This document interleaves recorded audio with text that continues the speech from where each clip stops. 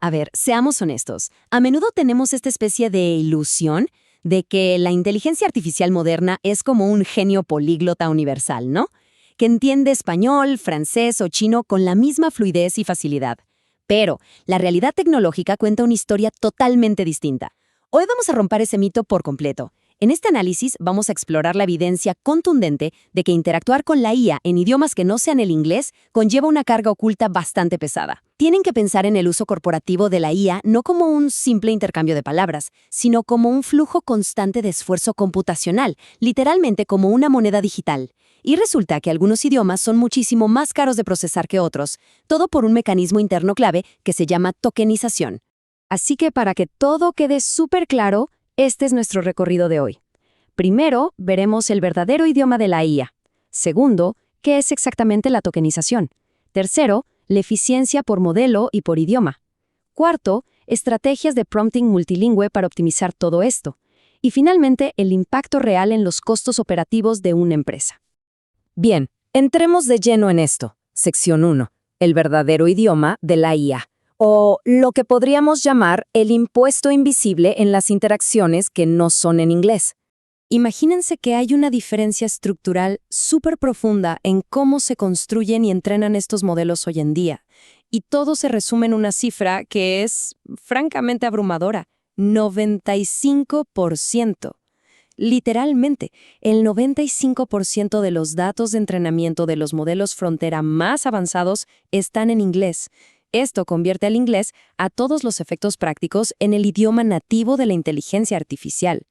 ¿Qué significa esto para el español o cualquier otro idioma? Pues que la máquina los trata como formatos extranjeros que exigen un esfuerzo mecánico muchísimo mayor. Pasemos a la sección 2.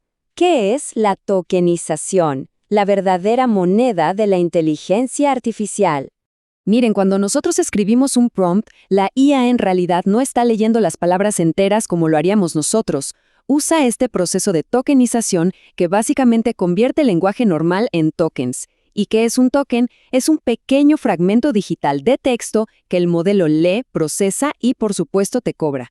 Piensen en el tokenizador como si fuera la caseta de cobro de un peaje. Cada pedacito de palabra que pasa por ahí tiene un peso computacional específico que la máquina tiene que digerir obligatoriamente. Y esto ilustra a la perfección el problema del que hablamos. Comparemos una palabra súper común. En inglés, la palabra developer se procesa como un único token, uno solo. Es súper rápido y ágil para el sistema.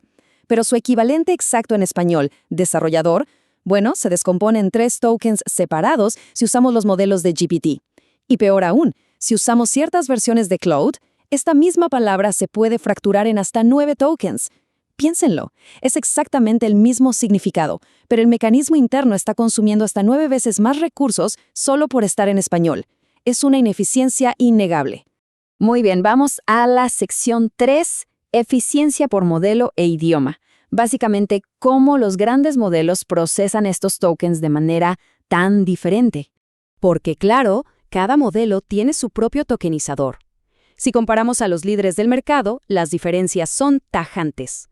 Por un lado, tenemos a GPT-4o y al futuro GPT-5, con tokenizadores súper económicos y optimizados para minimizar fragmentos.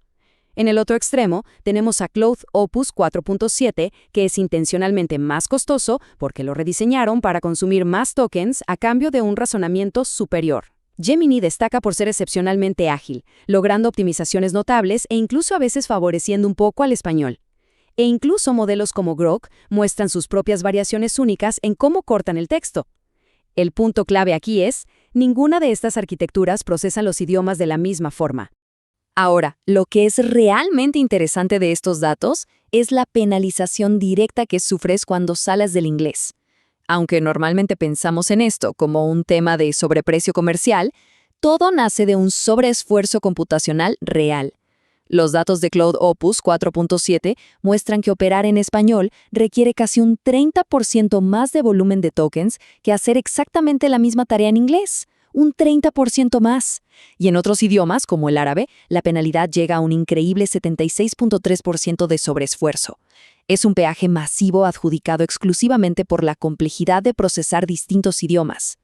Y ojo que el problema no se detiene en la cantidad de tokens que vemos al final. hay costos ocultos de rendimiento operando bajo la superficie. Los estudios demuestran que, en el fondo, los modelos piensan y razonan en inglés. Así que cuando les hablas en español, a menudo quieren que traducir internamente, hacer todo su razonamiento en su idioma dominante y luego volver a traducir para responderte. Todo ese ir y venir constante no solo consume tokens adicionales de razonamiento, sino que aumenta muchísimo la latencia. O sea, las respuestas tardan más en llegar. Y si estás automatizando procesos en tiempo real, ese retraso te puede complicar la vida. Lo que nos lleva a la sección 4. Estrategias de prompting multilingüe. O, dicho de otro modo, cómo saltarnos este impuesto del idioma. La evidencia más sólida sobre cómo sortear esta carga viene de una investigación súper reciente.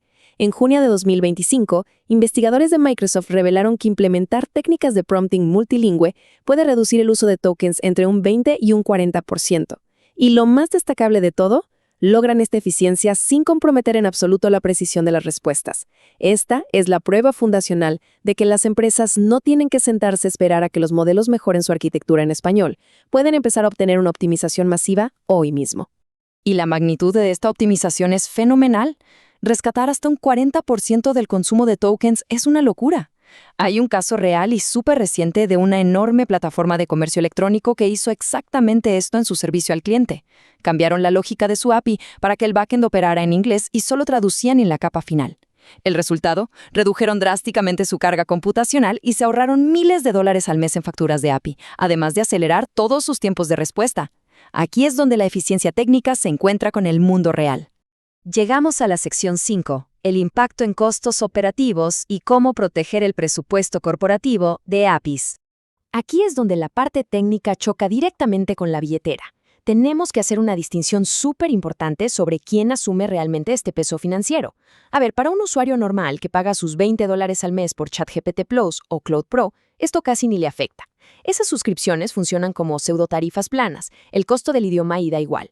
Pero, en el mundo corporativo, donde las plataformas operan conectadas a las APIs de pago por uso, cada token cuenta y se factura.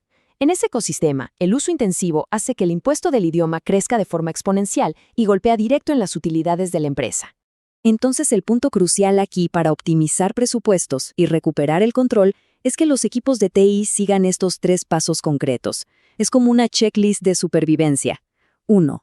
Auditar exhaustivamente el uso de las APIs para saber exactamente dónde se están procesando los mayores volúmenes de texto.